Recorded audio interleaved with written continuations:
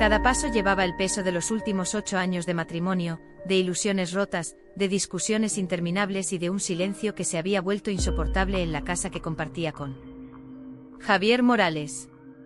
A las 10 de la mañana, la sala estaba fría, con las paredes blancas y las filas de bancos de madera. En la mesa al frente el juez revisaba documentos con la serenidad mecánica de quien había visto cientos de historias como la de ellos. Para Laura, sin embargo, aquel momento era único e irrepetible, la culminación de su matrimonio, la formalización legal de que el amor que alguna vez la sostuvo ya no existía. Javier estaba allí, sentado a su lado. Vestía una chaqueta azul marino y una corbata torcida. No la miraba. Desde hacía meses, los encuentros entre ellos eran un desfile de reproches silenciosos, de miradas esquivas. Laura lo observó de reojo, la barba descuidada, los ojos rojos por la falta de sueño, el gesto endurecido. Recordó cómo esos mismos ojos la habían hecho sentir segura cuando apenas tenían 20 años y soñaban con recorrer el mundo juntos. Qué lejos quedaba esa versión de ellos mismos. El juez habló con voz firme sin levantar demasiado. Favor de la madre con un régimen de visitas para el padre. Laura respiró hondo. La custodia de Sofía era lo único que importaba. Lo demás, los muebles, el coche, las fotografías guardadas en cajas. Documentos, sino una etapa completa de su existencia. Cuando salieron del juzgado, el aire de la calle les golpeó el rostro con un frío madrileño que anunciaba invierno. La ciudad seguía con su ritmo. Coches, gente caminando deprisa, turistas fotografiando edificios. El mundo no se detenía porque ella se divorciaba. Javier encendió un cigarrillo y la miró por primera vez en semanas. Te quedarás con Sofía. Eso era lo que querías, ¿no? Dijo casi con resentimiento. Laura apretó los labios. No, Javier. Lo que quería era una familia. Pero ya no existe. Él soltó una carcajada amarga, exhalando el humo. Ya veremos cuánto te dura la ilusión de poder con todo. Laura sintió un escalofrío. No respondió.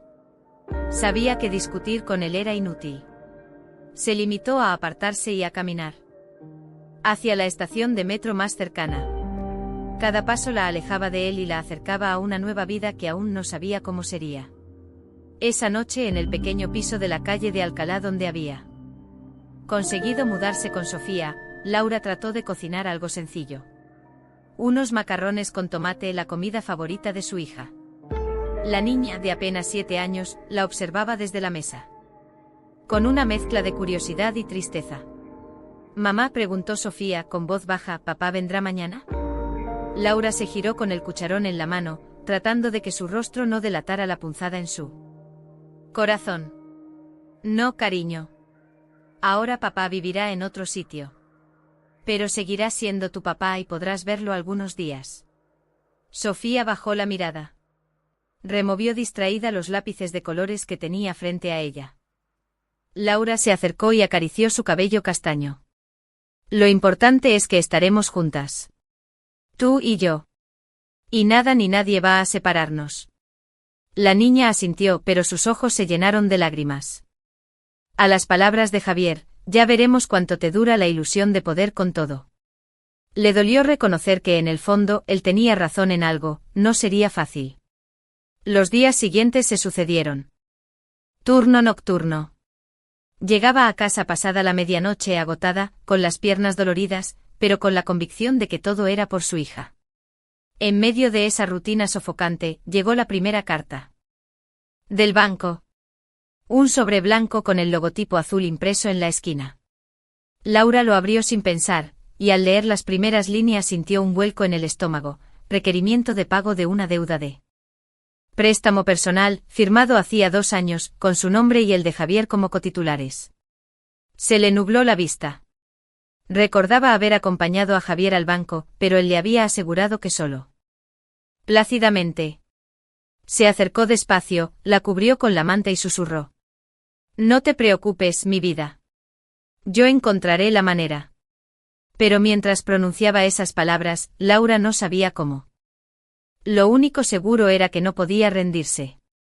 Porque si algo le había enseñado la maternidad, era que la fuerza de una madre no se mide por lo que soporta, sino por lo que es capaz de resistir por sus hijos.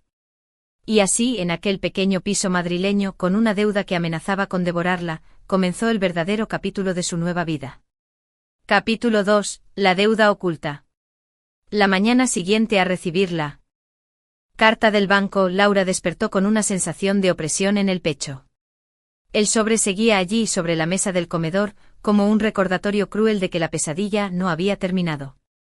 Café fuerte tratando de despejar su mente. Sofía aún dormía, envuelta en las sábanas rosas que tanto le gustaban. El reloj marcaba las 7, y pronto tendría que despertarla para llevarla al colegio. Pero antes de eso, necesitaba un momento de silencio para ordenar sus pensamientos. Volvió a leer la carta. Se hablaba de un retraso en el pago de 3 cuotas consecutivas, de intereses acumulados y de la posibilidad de iniciar un proceso de embargo si no se regularizaba la situación en los próximos 15 días.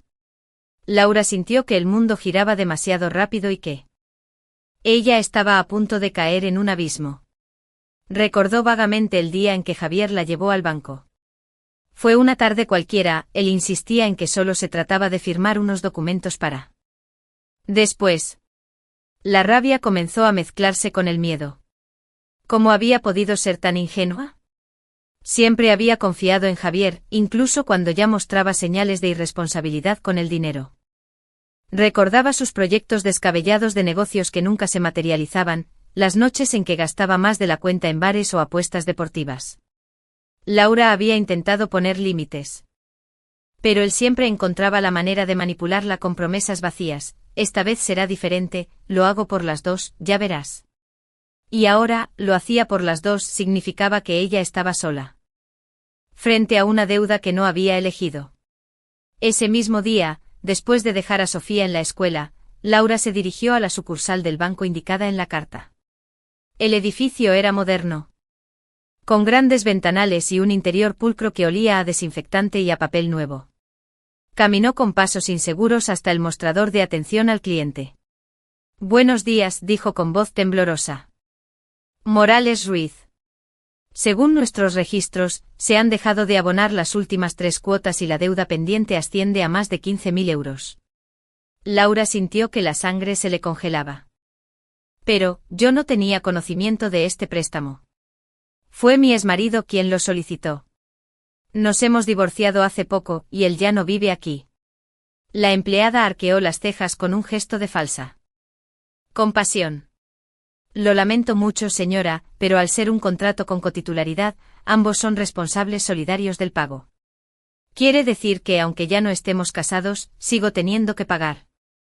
¿Por algo que él pidió? Preguntó Laura alzando la voz sin querer. La empleada bajó el tono, casi en un susurro como si recitara una frase aprendida de memoria. Así es, salvo que exista una régimen de visitas, pensión alimenticia, nada de préstamos. ¿Cómo podía imaginar entonces que ese detalle sería crucial? La empleada le entregó un folleto con opciones de refinanciación. Es mía. El silencio de la empleada fue la respuesta más elocuente. De regreso a casa, Laura se desplomó en el sofá. Las paredes de aquel piso pequeño parecían cerrarse sobre ella. La ansiedad la asfixiaba, pero no podía darse el lujo de derrumbarse. Sofía regresaría pronto del colegio, y necesitaba verla sonreír, aunque fuera por un instante. Pasó la tarde entre llamadas frustrantes. Intentó localizar a Javier, pero su número estaba desconectado. Nadie en su antiguo trabajo sabía de él, algunos decían que había viajado a Portugal, otros que había huido a América Latina para percibiera el torbellino de pensamientos que la consumía. Después de acostar a Sofía, Laura encendió su portátil y comenzó a buscar información. Descubrió foros de mujeres en situaciones similares. Artículos sobre deudas compartidas tras divorcios, explicaciones legales que parecían escritas en un idioma inaccesible. Entre tanta confusión, un concepto se repetía: responsabilidad solidaria. Eso significaba que para el banco, ella y Javier eran una misma persona en lo que respectaba al préstamo. Si él no pagaba, la obligación recaía enteramente en ella. Laura cerró los ojos con Frustración. ¿Cómo podía ser posible tanta injusticia?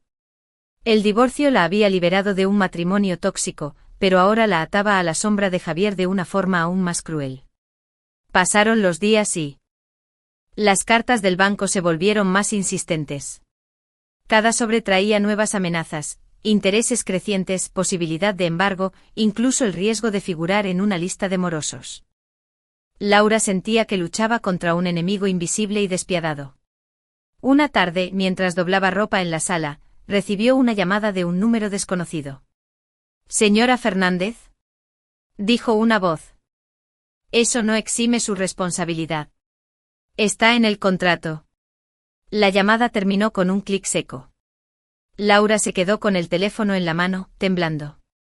En ese instante comprendió que no podía seguir así. Su interior. Esa noche antes de dormir, Laura escribió en su diario. «Hoy comprendí que no basta con resistir. Tengo que luchar. No puedo dejar que Javier me arrastre incluso después de haber salido de su vida. Esta deuda no es mía, y no voy a rendirme. No sé cómo lo haré, pero voy a encontrar la manera». Cerró el cuaderno, besó la frente de Sofía y apagó la luz. Afuera. Pero junto a él crecía algo nuevo, la convicción de que no estaba dispuesta a ser víctima otra vez. Capítulo 3. Sofía pregunta por su padre. La mañana de un sábado gris, cuando la lluvia golpeaba con. Pero ni siquiera ese aroma hogareño conseguía disipar la nube de preocupación que la acompañaba desde hacía semanas. Sofía, aún en pijama, estaba sentada en la mesa con su cuaderno de dibujos. Tenía apenas 7 años, pero sus ojos reflejaban una madurez precoz, la misma que nace en los niños cuando perciben que algo no va bien en casa. Con los lápices de colores entre las manos. ¿Volverá papá? Laura sintió que el aire se le atascaba en la garganta.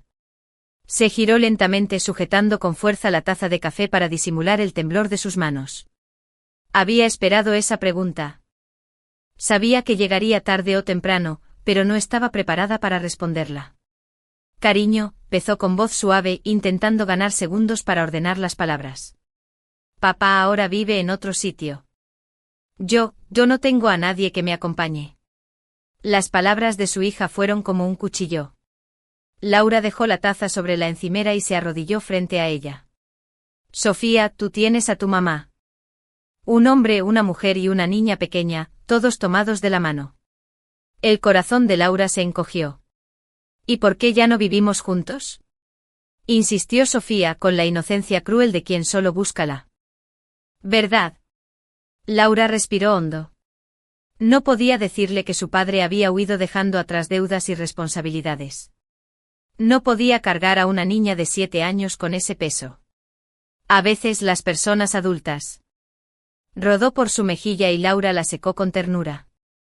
Más tarde salieron juntas a hacer la compra. La lluvia había cesado y la ciudad olía a tierra mojada. Mientras caminaban hacia el supermercado, Sofía se aferraba a la mano de su madre con fuerza. Laura trataba de aparentar normalidad, saludando a los vecinos, comentando trivialidades sobre el tiempo. Sin embargo, por dentro sentía una presión creciente, la deuda, las llamadas del banco, la ausencia de Javier y ahora las preguntas de su hija. En el pasillo de los cereales, Sofía volvió a hablar. «Mamá, ¿tú crees que papá se olvidó de mí?». Laura cerró los ojos un instante. «No, mi amor. Un papá nunca se olvida de su hija. Quizás está confundido, quizás no sabe cómo estar cerca ahora mismo. Pero en su corazón, siempre estarás tú». Mamá susurró. Laura se sentó a su lado. «¿Quieres que te cuente un cuento?». «No quiero que me cuentes algo de cuando tú y papá eran felices». El pedido sorprendió a Laura. Hacía tanto tiempo que no pensaba en esos recuerdos que le costaba evocarlos. Pero sabía que era necesario. «Bueno, cuando tú eras muy pequeñita, papá y yo te llevábamos al retiro todos los domingos. Papá te subía en sus hombros y tú reías tan fuerte que la gente se giraba a mirarte. Siempre llevábamos un globo, ¿te acuerdas?». Sofía sonrió con nostalgia. «Sí, el globo rojo». «Exacto, el globo rojo», repitió Laura.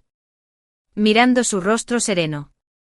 Y entonces, por primera vez en semanas, también ella permitió que las lágrimas corrieran libres. Al día siguiente en la escuela, Sofía decidió hablar con su mejor amiga. Lucía. Mi papá ya no vive conmigo, le confesó en el recreo. Pero mi mamá dice que todavía me quiere. Lucía la miró con ojos grandes. No te preocupes, Sophie. Si tu papá no está, yo te presto al mío. Un vacío difícil de llenar. Esa tarde, Laura recibió una nueva carta del banco. El tono era más amenazante, advertían de un embargo inminente si no se realizaba el pago. Sintió un mareo. Pero se obligó a mantenerse en pie. En ese momento escuchó la voz de Sofía desde el pasillo. Mamá, ¿quién te escribe tanto? Laura escondió la carta rápidamente en un cajón. Solo son cosas de... Siguiente, Laura amaneció con un nudo en el estómago. Había pasado toda la noche dándole vueltas a la nueva carta del banco. La advertencia de embargo resonaba en su cabeza como una sentencia. No podía seguir ignorando el problema, debía enfrentarlo, aunque el simple hecho de pensar en una reunión con funcionarios bancarios la aterrorizara. Después de dejar a Sofía en el colegio, se dirigió a la sucursal principal del banco en la Gran Vía. Era un edificio imponente con columnas de mármol en la entrada y puertas giratorias que parecían tragarse a la gente con indiferencia. Laura respiró hondo y entró. El vestíbulo estaba lleno de clientes esperando, algunos con carpetas bajo el brazo, otros con rostros tensos. Laura se acercó al mostrador y explicó con voz insegura. Los minutos parecieron horas. Laura jugaba nerviosamente con la cremallera de su bolso, mientras sus pensamientos se arremolinaban. ¿Y si no me escuchan? ¿Y si insisten en que debo pagar? En su mano. Sí, soy yo. Acompáñeme, por favor. Caminaron por un pasillo alfombrado hasta llegar a una sala pequeña de reuniones. Había una mesa redonda, 2 sillas y un montón de carpetas apiladas. En una esquina, el hombre se presentó como el señor Ramírez, responsable de asuntos legales de la entidad. Entiendo que viene a hablar sobre el préstamo firmado junto con el señor Javier Morales. Del préstamo, porque ella ni siquiera sabía que existía en aquel momento. Entonces, ¿qué opciones tengo? Preguntó casi en un susurro. Ramírez abrió una carpeta y le mostró un plan de refinanciación. Podríamos extender el plazo de pago a 10 años. Las cuotas serían más bajas, lo que facilitaría que usted pueda cumplir. Laura lo miró horrorizada. ¿Está sugiriendo que firme otra vez y me ate a una deuda que no contraje? El hombre la miró con frialdad. Es la única forma de evitar un embargo. Cuando salió del banco, Laura sentía que le faltaba el aire. Se apoyó en la pared del edificio y cerró los ojos, tratando de contener las lágrimas. La gente pasaba a su alrededor, ajena a su tormenta. Madrid seguía con su bullicio, coches y transeúntes apurados, mientras ella se sentía atrapada en un callejón sin salida. Sacó el móvil y sin pensarlo demasiado, llamó a Clara, una antigua compañera de universidad que trabajaba como abogada. Clara, necesito tu ayuda, dijo. Apenas ella respondió. Es algo urgente. Por la tarde se reunieron en una cafetería cerca de la Plaza de España. Clara la escuchó con atención mientras Laura relataba toda la historia, el préstamo. Responder por la deuda. Pero hay un detalle. Si el préstamo fue solicitado durante el matrimonio y sin tu conocimiento, y si además en la sentencia de divorcio no se mencionó porque no tenías constancia de ello, podría existir una vía legal para impugnar esa obligación. Los ojos de Laura se iluminaron con una chispa de esperanza. ¿De verdad? Sí. Necesitaríamos revisar a fondo la sentencia y los documentos del préstamo. También sería útil demostrar que el dinero nunca se usó para beneficio común de la familia. Si se destinó exclusivamente a asuntos de tu exmarido. Tenemos un argumento sólido. Laura sintió por primera vez en semanas que el peso en su pecho se aligeraba un poco. Clara, no sé cómo agradecerte. No me agradezcas todavía. Esto puede ser largo y difícil. El banco no se dará por vencido fácilmente. Pero si estás dispuesta a luchar, yo te acompaño. Esa noche, al llegar a casa, Laura encontró a Sofía dormida en el sofá, con un cuento abierto. Capítulo 5. 2 trabajos, una madre. Las semanas siguientes al encuentro con Clara estuvieron marcadas por un agotamiento físico y emocional que Laura jamás había experimentado. Con la amenaza del banco aún presente y la necesidad de demostrar que podía sacar adelante a Sofía, decidió aceptar un segundo empleo nocturno en un bar de tapas del barrio de Lavapiés. De día continuaba con su trabajo en la oficina de abogados, revisando expedientes, atendiendo llamadas y archivando documentos. Aunque su puesto era administrativo y rutinario, exigía concentración. Sin embargo, Laura se descubría cada vez más distraída, con la mente puesta en las cartas del banco, en las preguntas de Sofía o en la incertidumbre del futuro. A las 6 de la tarde apenas terminaba su jornada. Corría a casa para preparar la cena de Sofía, ayudarla con los deberes y dejarla con la vecina, la señora Carmen, una jubilada amable que aceptó cuidarla unas horas por un pequeño pago mensual. Luego Laura se dirigía al bar, donde el ambiente era completamente distinto, bullicioso, lleno de turistas, música flamenca de fondo y platos de calamares fritos pasando de una mesa a otra. La primera noche, al colocarse el delantal negro y recibir las instrucciones rápidas del encargado, se sintió torpe, fuera de lugar. Llevaba años sin trabajar de pie tantas horas seguidas. Pero pronto comprendió que no había espacio para la debilidad, debía sonreír, moverse con rapidez, aguantar comentarios groseros de algunos clientes y cargar bandejas pesadas sin mostrar cansancio. Cuando regresaba a casa pasada la medianoche, las piernas le dolían como si llevara piedras atadas a los tobillos. Aún así, al ver a Sofía dormida en su cama, con el osito de peluche entre los brazos, todo el esfuerzo parecía cobrar sentido. Los días comenzaron a transcurrir como un reloj implacable: despertar a las 7, preparar el desayuno, llevar a Sofía al colegio, trabajar en la oficina hasta la tarde, correr a casa, cenar rápido y marcharse al bar. Laura se sentía como si viviera dos vidas paralelas, una formal, bajo la luz fría de los fluorescentes de la oficina, otra frenética y ruidosa, entre mesas y copas de vino derramadas. El cansancio pronto dejó huellas en su cuerpo. Ojeras profundas se dibujaron bajo sus ojos, sus manos comenzaron a agrietarse de tanto lavar platos y vasos, y la espalda le dolía al final de cada turno. Más de una vez pensó en renunciar, en buscar otra salida, pero cada vez que miraba el rostro inocente de Sofía, llamado Paco, era estricto pero justo. Al cabo de unas semanas, reconoció el esfuerzo de Laura. Tienes buena mano con los clientes. Aguantas más que muchos jóvenes que han pasado por aquí. Laura agradeció el cumplido, aunque por dentro sentía que se desmoronaba. Los fines de semana eran especialmente duros. Mientras otros padres llevaban a sus hijos al parque o a ver películas, Laura debía cubrir turnos largos en el bar. Sofía, resignada, pasaba más tiempo con la señora Carmen o en casa dibujando. Aunque no se quejaba, Laura sabía que la ausencia pesaba. Una tarde de domingo, al regresar del trabajo, encontró un dibujo pegado en la nevera. En él, Sofía había pintado a una mujer con dos brazos muy largos que sujetaban un montón de platos, papeles y bolsas de la compra.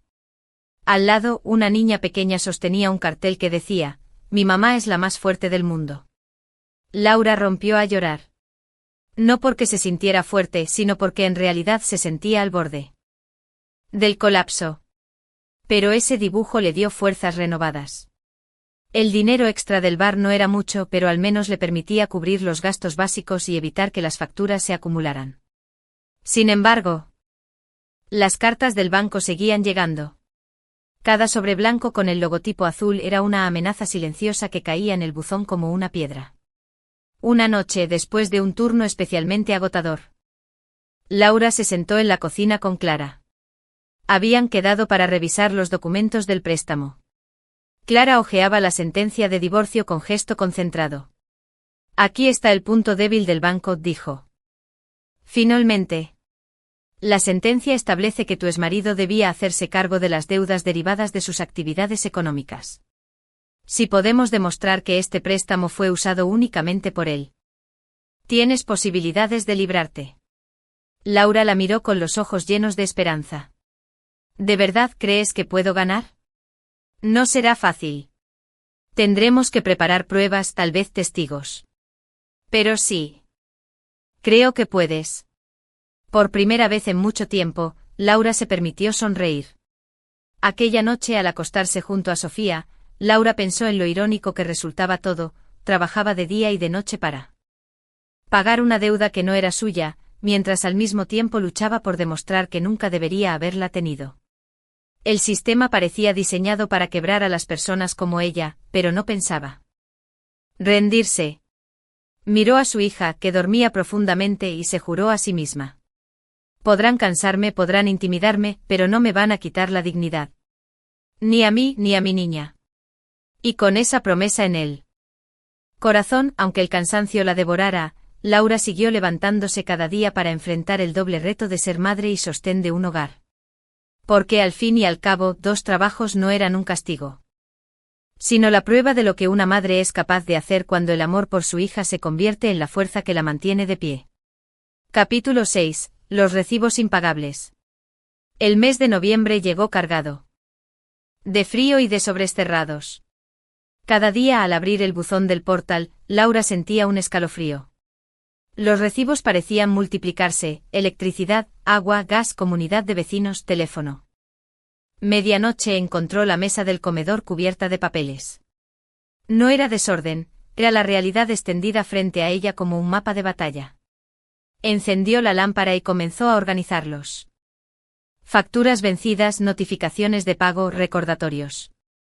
En cada hoja las cifras parecían burlarse de ella. Se dejó caer en la silla, exhausta. Tenía los ojos rojos de cansancio, pero no podía permitirse dormir. Sabía que si no tomaba control de todo, la deuda se tragaría cualquier esfuerzo. ¿Cómo se supone que voy a pagar todo esto?, susurró para sí misma, apretando la cabeza entre las manos. El recibo de la electricidad había llegado con una advertencia: si no abonaba el importe en 10 días, cortarían el suministro. Laura pensó en Sofía haciendo los deberes a la luz de una vela. Y sintió un nudo en la garganta. El recibo del colegio tampoco era menor. Aunque Sofía asistía a una escuela pública, había gastos adicionales: comedor, actividades extracurriculares, excursiones. Y Laura se había prometido que aunque estuvieran en apuros, su hija no sentiría que su vida era distinta a la de sus compañeros. El gas, con el invierno acercándose, se convirtió en un fantasma aún más aterrador. No podía imaginar a su hija pasando frío en las noches gélidas de Madrid. Sumaba y restaba en una libreta, trazando columnas con un bolígrafo azul. Su sueldo de la oficina cubría apenas el alquiler y parte de los gastos básicos. El dinero del bar ayudaba, pero nunca era suficiente. Siempre había algo más: un medicamento para Sofía, un par de zapatos nuevos porque los antiguos ya no servían, un regalo de cumpleaños para la hija de la vecina Carmen, que tanto las ayudaba. El equilibrio era imposible. Siempre terminaba con números rojos. Una mañana, mientras desayunaban juntas, Sofía la observó con atención. «Mamá, ¿por qué estás siempre cansada?». Laura sonrió débilmente. «Porque trabajo mucho, cariño». «¿Y por qué trabajas tanto?». Laura se detuvo un instante. Podía mentir, inventar una excusa, pero sabía que Sofía ya percibía la verdad en el ambiente. «Porque tenemos muchas cosas que pagar, Sophie». La niña arrugó la frente. «Pero yo no necesito tantas cosas. Solo quiero que estés conmigo». Laura sintió una punzada en el corazón. Esa frase la había escuchado antes, pero ahora, frente a los recibos, cobraba un sentido aún más doloroso. En la oficina, la situación no era mejor. La concentración le fallaba, y en varias ocasiones cometió errores al archivar documentos. El abogado Rodríguez la llamó a su despacho. «Laura, sé que estás pasando por un mal momento», le dijo con tono serio pero comprensivo. «No quiero perder a una trabajadora como tú, pero necesito que estés más atenta». Ella bajó la mirada, avergonzada. Risas fuertes, propinas escasas. Paco, el encargado, la felicitó por su resistencia. «Eres incansable, Laura. No sé cómo lo haces. Ella sonrió, pero por dentro se sentía al borde del colapso. Al regresar a casa, apenas podía caminar del dolor en las piernas. Se sentaba en la cocina, con los pies en un cubo de agua caliente, mientras revisaba las facturas una y otra vez. La familia, podemos librarte de esta responsabilidad. Esa tarde, al recoger a Sofía del colegio, la niña le entregó un dibujo. Mira, mamá, somos tú y yo en una casa grande con un jardín lleno de flores. Laura la abrazó fuerte, conteniendo las lágrimas. El dibujo era un sueño, un recordatorio de lo que querían, un lugar seguro, sin cartas amenazantes ni recibos impagables. Esa noche, al ordenar nuevamente las facturas, Laura escribió en su diario: los recibos me persiguen, pero no me van a derrotar. Cada factura es una batalla, y yo estoy dispuesta a luchar hasta el final. La niña bajó la cabeza. Hoy en el recreo, Marta y algunos niños se rieron de mí. Dijeron que siempre llevo los mismos zapatos y que mi abrigo está viejo. Laura sintió un golpe en el pecho. Que no era justo que una niña inocente tuviera que cargar con las consecuencias de los errores de los adultos. Esa noche, después de que Sofía se durmiera, Laura abrió el armario y revisó la ropa de su hija. Contó mentalmente: 2 pantalones en buen estado, 3 camisetas que aún podían usarse, un vestido un poco pequeño, los zapatos gastados, el abrigo viejo. El corazón se le encogió. Sacó una hucha que guardaba en la cocina, donde había ido echando algunas monedas de propinas del bar. La abrió y volcó el contenido sobre la mesa, apenas 20 euros. No era suficiente para un vendan ropa infantil de segunda mano, pero que esté en buen estado. La mujer, una jubilada siempre sonriente, asintió. Claro, hija. Hay un mercadillo en el Rastro los domingos. Allí se consiguen cosas buenas a bajo precio. Yo misma he comprado abrigos allí que parecen nuevos. Laura la abrazó agradecida. El domingo siguiente, madre e hija fueron juntas al Rastro. Entre los puestos llenos de colores, Laura buscaba con ojos de águila. Finalmente encontró un abrigo azul marino, casi nuevo, por 10 euros. Sofía lo probó y sonrió tímidamente frente al espejo improvisado del puesto. ¿Te gusta?, preguntó Laura. Sí, es bonito, respondió la niña, aunque en su mirada aún se notaba la inseguridad. Laura pagó el abrigo y también un par de zapatos que, aunque no eran de marca, estaban firmes y limpios. Salieron del mercadillo de la mano, y Laura se prometió que haría lo imposible para que Sofía volviera a sentirse orgullosa de sí misma. El lunes, Sofía fue al colegio con el nuevo abrigo. Al principio se mostró contenta, pero al llegar al recreo escuchó los comentarios de algunos compañeros. Mira. Ahora viene con ropa de mercadillo, dijo uno, riéndose. Sentía una mezcla de rabia e impotencia, pero también una claridad repentina. No podía permitir que esas humillaciones marcaran la infancia de su hija. Escúchame bien, Sophie, dijo con firmeza. La ropa no te hace mejor ni peor. Tú eres fuerte, inteligente y valiente. Y eso nadie te lo puede quitar. ¿De verdad?, preguntó la niña, con los ojos rojos de llorar. Claro que sí. Y algún día. Tú eres mi mayor tesoro. Aquella noche, mientras caminaban juntas de regreso a casa bajo el cielo estrellado, Laura comprendió algo esencial: las burlas y las dificultades eran reales. Pero también lo era la fortaleza que estaban construyendo. La vergüenza en la escuela era una herida, sí, pero también una oportunidad para enseñar a Sofía que la dignidad no se mide por la ropa ni por el dinero. Y en silencio, Laura se juró que aunque los recibos siguieran acumulándose y el banco siguiera presionando, nunca permitiría que su hija perdiera la fe en sí misma. Porque la verdadera riqueza que podía darle no estaba en los bienes materiales, sino en la certeza de que siempre tendría una madre que lucharía por ella hasta el final. Capítulo 8. La carta de embargo. El invierno avanzaba sin piedad. En las calles de Madrid, la gente se apresuraba envuelta en bufandas y abrigos gruesos, mientras en el pequeño piso de la calle de Alcalá, Laura trataba de mantenerla calefacción encendida, solo lo justo para no gastar demasiado gas. Cada día se había convertido en un ejercicio de resistencia, resistir al cansancio, resistir a la angustia, resistir a la soledad. Una tarde de viernes, al regresar del trabajo en la oficina, revisó el buzón del portal. Entre publicidad y recibos habituales, encontró un sobre de mayor tamaño, con el sello oficial del juzgado de El Pecho. Sofía estaba con Carmen, haciendo los deberes en la cocina. Laura se encerró en el dormitorio para leer la carta en soledad. La abrió con cuidado, aunque por dentro deseaba romperla en esfuerzo. Pero lo que más la atormentaba era el impacto en Sofía. ¿Cómo explicarle a su hija que podían quedarse sin hogar? Durante la cena, Sofía notó la tensión en el rostro de su madre. «Mamá. ¿Estás triste?» Laura intentó sonreír. «Solo estoy cansada, cariño». Pero los niños perciben más de lo que los adultos creen. Sofía dejó el tenedor en el plato y la miró con seriedad. «¿Es por las cartas? Siempre te pones así cuando llegan». Laura sintió un nudo en la garganta. No quería cargarla con ese peso, pero tampoco podía seguir ocultando la realidad. «Sí, Sophie. Son cartas difíciles. Pero no te preocupes, mamá va a solucionarlo todo». La niña se levantó y la abrazó. «Yo te ayudo. Puedo ahorrar de mis meriendas o vender mis dibujos». Las lágrimas brotaron de los ojos de Laura. «No, mi vida. Tú no tienes que preocuparte por nada de eso. Lo único que quiero es que seas feliz».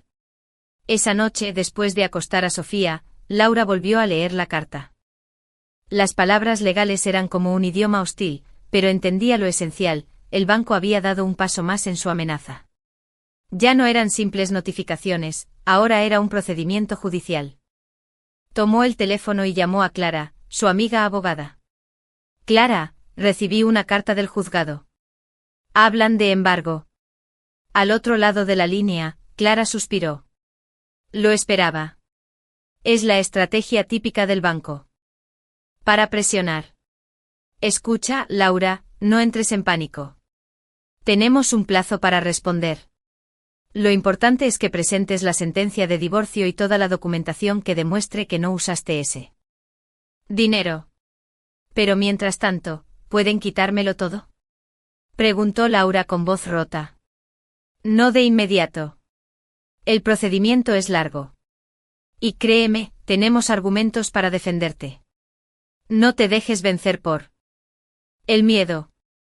Las palabras de Clara eran un bálsamo, aunque la ansiedad seguía golpeando en el pecho de Laura. Al día siguiente en la oficina, Laura no pudo concentrarse. Cada vez que intentaba leer un expediente, las frases se deshacían en su mente. Imaginaba a un funcionario entrando en su casa y llevándose sus cosas. Veía a Sofía llorando, preguntándole por qué debían irse. A la hora del Laura temblaba antes de abrirlo. Pero también comenzó a reunir fuerzas, habló con Clara casi a diario, buscó testigos, revisó cada documento de su matrimonio y su divorcio. Un domingo, mientras caminaban juntas por el retiro, Sofía le preguntó: «Mamá, ¿qué es un embargo?». «Lo escuché en la tele». Laura se detuvo en seco. No esperaba esa pregunta. «Es cuando alguien dice que tienes que pagar una deuda y, si no lo haces, quiere quedarse con tus cosas». Los ojos de Sofía se abrieron con miedo. «Nos van a quitar la casa». Laura se agachó a su altura, la sostuvo de los hombros y le habló con firmeza. «No, Sophie. No dejaré que eso pase. Confía en mí». La niña asintió, pero la preocupación quedó grabada en su rostro. Aquella misma tarde, al regresar al piso, Laura miró alrededor.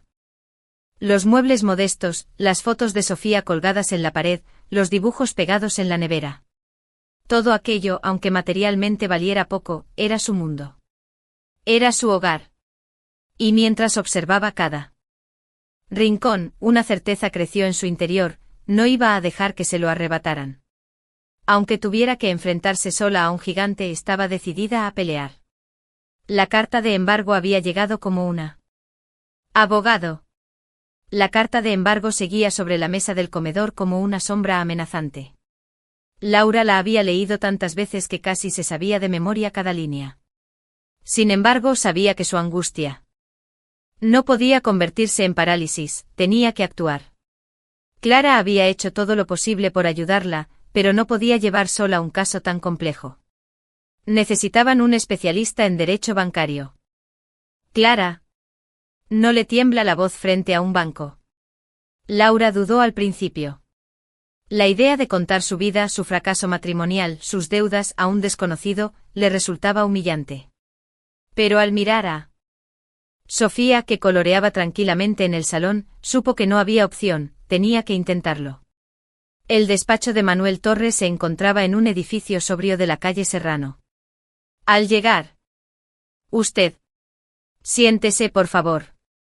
Laura se sentó frente a él con el corazón acelerado. Sacó de su bolso una carpeta con todos los documentos, la sentencia de divorcio, las cartas del banco. La notificación del embargo. No sé por dónde empezar, confesó con un hilo de voz. Tranquila, respondió Manuel con tono profesional pero cordial. Empiece por contarme su historia. Desde el principio. Laura respiró hondo y relató todo.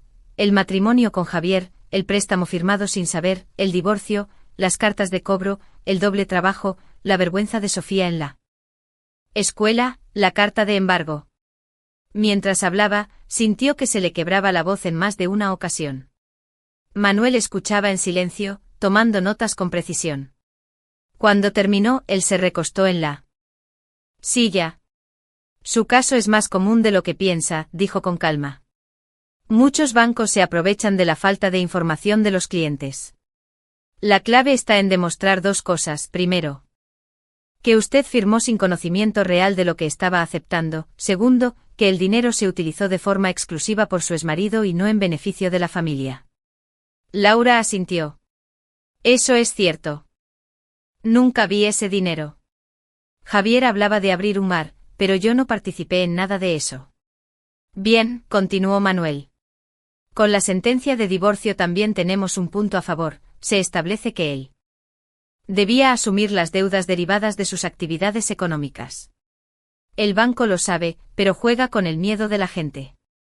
Por eso le han enviado la carta de embargo para intimidarla. La deuda y pedimos que se reconozca su no responsabilidad. El abogado le pidió más detalles. ¿Recuerda algún testigo que pueda declarar que el préstamo fue usado por Javier? Tal vez un antiguo compañero suyo, Marcos. Trabajaban juntos en un bar y sé que hablaban de abrir otro negocio con ese dinero. Perfecto. Hay que localizarlo. También será útil revisar los movimientos bancarios de la época. ¿Tiene acceso a esas cuentas? Laura negó con la cabeza. No, Javier era quien manejaba todo. Apenas veía los extractos. Manuel anotó algo en su libreta. Entonces pediremos al juzgado que. Reunión, Manuel la miró directamente a los ojos. Señora Fernández, sé que está cansada. Pero quiero que entienda algo, usted no está sola. Este caso puede ganarse, pero necesito que confíe en mí y que esté dispuesta a luchar. ¿Está preparada? Laura dudó un segundo, luego pensó en Sofía y en todas las noches sin dormir. Sí. Haré lo que sea necesario. Bien. Entonces empezamos hoy mismo. Le entregó un listado de documentos a recopilar, copias de correos, recibos, cualquier cosa que demostrara que ella nunca usó ese préstamo. Laura salió del despacho con la carpeta bajo el brazo y el corazón un poco más ligero. El aire frío de la calle le golpeó el rostro, pero por primera vez en semanas no lo sintió como una amenaza, sino como una llamada a seguir adelante. Esa noche. Mientras cenaban, Sofía preguntó. ¿Dónde estuviste hoy, mamá? Fui a ver a un abogado, respondió Laura, sirviendo sopa caliente. Nos va a ayudar con lo de las cartas. Los ojos de la niña se. Eres la mamá más valiente del mundo. Laura sintió que esa frase le devolvía fuerzas infinitas. En los días siguientes, Laura comenzó una especie de cruzada personal. Revisaba cajones y carpetas viejas en busca de documentos olvidados. Encontró recibos de compras de Javier, extractos bancarios que mostraban retiros de grandes cantidades justo después del préstamo. Cada hallazgo era como una pieza de un rompecabezas que empezaba a encajar. También buscó a Marcos, el antiguo amigo de Javier. No fue fácil localizarlo, pero finalmente consiguió su número a través de un conocido. Al otro lado. Y cuando Sofía me mire a los ojos, podré decirle que su madre luchó y que nunca se rindió. El encuentro con el abogado había marcado un antes y un después. La carta de embargo ya no dictara el destino de su hija y el suyo propio. Capítulo 10. Revisión de la sentencia de divorcio. El despacho de Manuel Torres olía a papel viejo, café recién hecho y a la calma tensa de los lugares donde se deciden batallas silenciosas. Laura había llegado temprano, con una carpeta bajo el brazo. Apenas había dormido, pasó la noche revisando una y otra vez los documentos que guardaba desde el divorcio, temiendo que algo faltara, que una hoja perdida pudiera marcar la diferencia entre la salvación y la ruina. Manuel la recibió con un gesto cordial. Buenos días, Laura. Hoy vamos a mirar con lupa tu sentencia de divorcio. Se sentaron frente a la mesa. El abogado abrió la carpeta y comenzó a leer el documento con la meticulosidad de un cirujano. Laura lo observaba en silencio. Actividades económicas del señor Morales Ruiz serán asumidas exclusivamente por él, sin perjuicio de las obligaciones alimenticias. Laura se inclinó hacia adelante. Eso significa que el contrato fue firmado por los dos, que usted tenía conocimiento y que la sentencia no menciona específicamente este préstamo. Nuestra labor será convencer al juez de que esa omisión se debe precisamente a que usted ignoraba su existencia. Laura apretó las manos sobre la mesa. Y puedo jurar que es verdad. Jamás vi un euro de ese dinero. Eso es lo que necesitaremos probar. Mientras Manuel seguía leyendo, Laura revivía recuerdos amargos. Aquella tarde en la que Javier la convenció para acompañarlo al banco volvió a su mente con una nitidez dolorosa. Recordaba el tono. Señalando un párrafo, la sentencia concede a usted la custodia exclusiva de Sofía, basándose en la capacidad de proporcionar estabilidad económica y emocional. Eso refuerza nuestra tesis. Si el banco la obliga a pagar una deuda injusta, estaría atentando contra esa estabilidad reconocida judicialmente. Laura lo miró sorprendida. Nunca había pensado en esa relación. Entonces, ¿podemos usar a Sofía como parte de la defensa? Exactamente. El bienestar de la menor es un argumento fuerte ante cualquier juez de familia. Durante más de una hora, repasaron cada línea de la préstamo. ¿Compras, viajes, mejoras en el hogar? Laura negó con firmeza. No. Nunca. Vivíamos con lo justo. Yo pagaba el supermercado, el colegio de Sofía, incluso algunas facturas con mi sueldo. Javier siempre decía que el dinero estaba invertido. Pero yo nunca vi nada. Manuel asintió. Perfecto. Entonces tenemos un relato coherente, usted desconocía el préstamo, no se benefició de él y la mala fe y la buena fe. Cuando terminó la revisión, Manuel cerró la carpeta con determinación.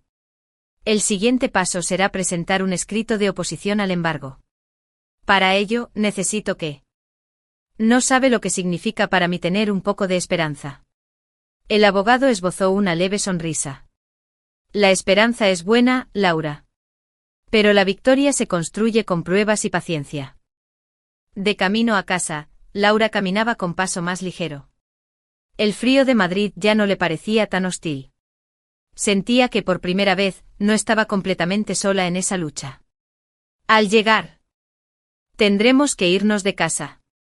Eso espero. Vamos a pelear para quedarnos aquí juntas. Esa noche, después de acostar a Sofía, Laura se sentó frente a la mesa con la sentencia abierta.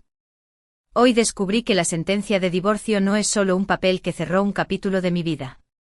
Es también la llave para abrir otro, para liberarme de la deuda que Javier dejó atrás. No sé cuánto tiempo durará esta batalla, pero sé que no voy a rendirme. Porque detrás de cada línea de esa sentencia está la verdad, yo no debo cargar con lo que no me pertenece. Los días Esas pruebas podían ser oro en manos de Manuel. También habló con Carmen, su vecina, quien recordaba conversaciones en las que Javier mencionaba sus planes de negocio. Yo puedo testificar. Carta de embargo como una condena inevitable, sino como el primer obstáculo de una carrera que podía ganar. Y aunque el cansancio seguía, aunque los recibos aún se acumulaban, en su interior crecía una certeza nueva: la justicia estaba de su lado, y con la ayuda adecuada, podía lograrlo. Cada paso llevaba el peso de los últimos 8 años de matrimonio, de ilusiones rotas, de discusiones interminables y de un silencio que se había vuelto insoportable en la casa que compartía con Javier Morales. A las 10 de la mañana, la sala estaba fría, con las paredes blancas y las filas de bancos de madera. En la mesa al frente el juez revisaba documentos con la serenidad mecánica de quien había visto cientos de historias como la de ellos. Para Laura, sin embargo, aquel momento era único e irrepetible, la culminación de su matrimonio, la formalización legal de que el amor que alguna vez la sostuvo ya no existía. Javier estaba allí, sentado a su lado. Vestía una chaqueta azul marino y una corbata torcida. No la miraba. Desde hacía meses, los encuentros entre ellos eran un desfile de reproches silenciosos, de miradas esquivas. Laura lo observó de reojo, la barba descuidada, los ojos rojos por la falta de sueño, el gesto endurecido. Recordó cómo esos mismos ojos la habían hecho sentir segura cuando apenas tenían 20 años y soñaban con recorrer el mundo juntos. Qué lejos quedaba esa versión de ellos mismos. El juez habló con voz firme sin levantar demasiado. Favor de la madre con un régimen de visitas para el padre. Laura respiró hondo. La custodia de Sofía era lo único que importaba. Lo demás, los muebles, el coche, las fotografías guardadas en cajas.